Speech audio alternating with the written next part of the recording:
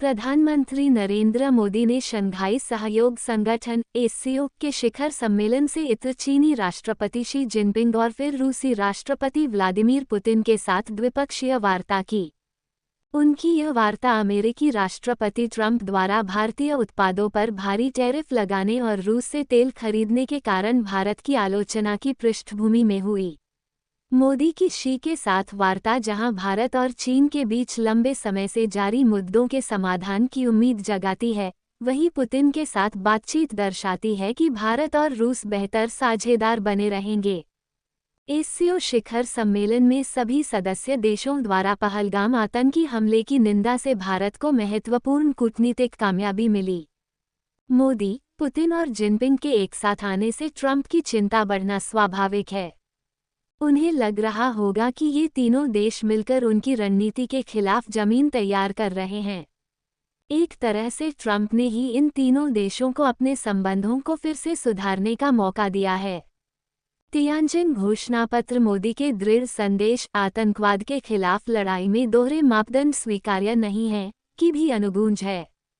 पहलगाम आतंकी हमले के पीड़ित परिवारों के प्रति गहरी संवेदना जताते हुए सदस्य देशों ने जोर देकर कहा कि इस तरह के कृत्य करने वाले अपराधियों, संगठनों और प्रायोजकों को जवाबदेह ठहराया जाना चाहिए। ट्रंप द्वारा उत्पन्न उथल-पुथल की वजह से भारत ने अपने संबंधों को पुनः दिशा देने के लिए अहम कूटनीतिक प्रयास शुरू किए हैं। हमें नहीं भूलना चाहिए कि चीन से पहले मोदी जापान के साथ अपने रिश्तों को और मजबूत करने के लिए टोक्यो गए थे। मोदी जिनपिंग वार्ता भारत-चीन संबंधों में महत्वपूर्ण क्षण था। 2020 में गलवान घाटी में हुए हिंसक संघर्ष के बाद चीनी धरती पर मोदी और जिनपिंग के बीच ये पहली आमने-सामने की बैठक थी। इस घटना के कारण दोनों देशों के रिश्ते ऐतिहासिक रूप से निचले स्तर पर पहुंच गए थे।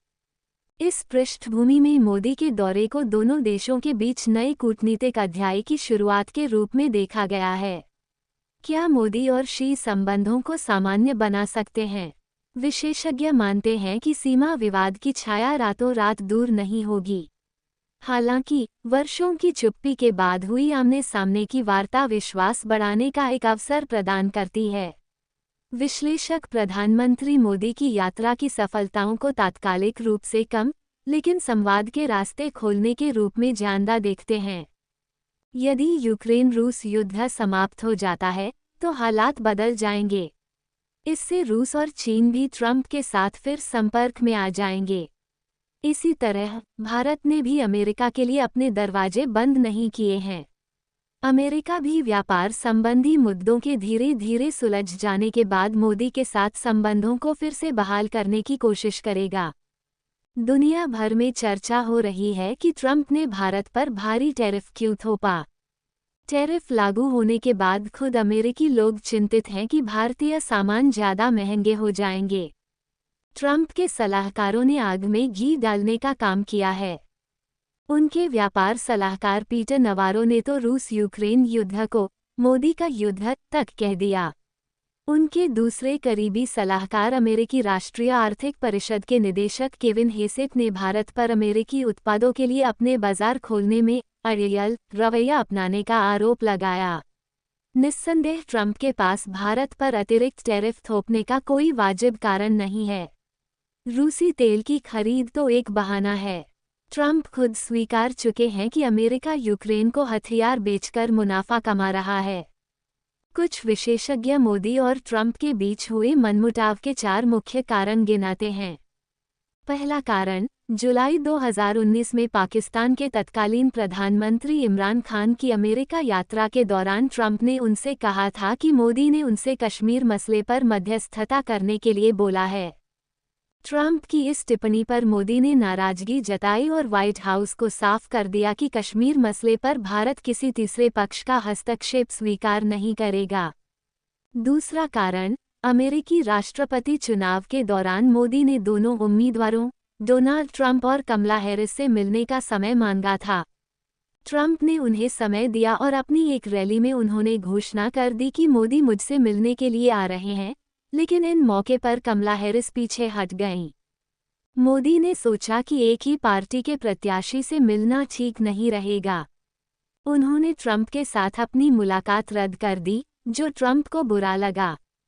तीसरा कारण, ट्रंप 40 से ज़्यादा बार दावा कर चुके हैं कि उन्होंने भारत-पाकिस्तान संघर्ष रुकवाया। लेकिन भारत ने बार बार स्पष्ट किया कि संघर्ष विराम पाकिस्तान के अनुरोध पर हुआ, पर ट्रंप ये सुनने को तैयार नहीं थे। चौथा कारण, कनाडा में G7 शिखर सम्मेलन से इतर मोदी और ट्रंप मिलने वाले थे, लेकिन ट्रंप शिखर सम्मेलन को बीच में ही छोड़कर अमेरिका चले गए।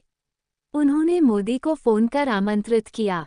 ठीक उसी समय पाकिस्तान के सेना प्रमुख ओसिम मुनीर व्हाइट हाउस में ट्रंप से रात्रिभोज पर मिलने वाले थे।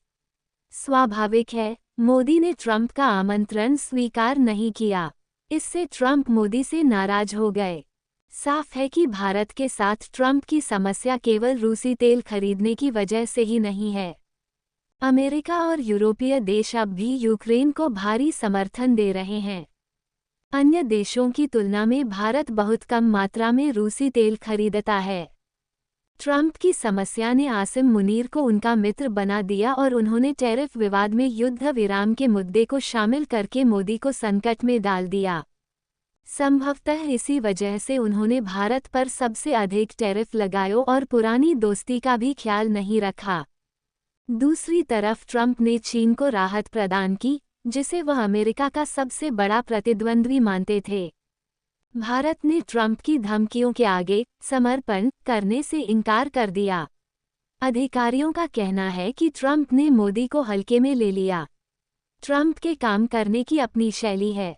वो हर दिन मीडिया से बात कर किसी भी राष्ट्र प्रमुख पर अपने विचार व्यक्त करते हैं और सोशल मीडिया पोस्टों के जरिए बड़ी घोषणाएं करते हैं। अन्य किसी अमेरिकी राष्ट्रपति ने ऐसा कभी नहीं किया। अब तो अमेरिकी भी कहने लगे हैं कि ट्रंप सिर्फ एक व्यापारी हैं।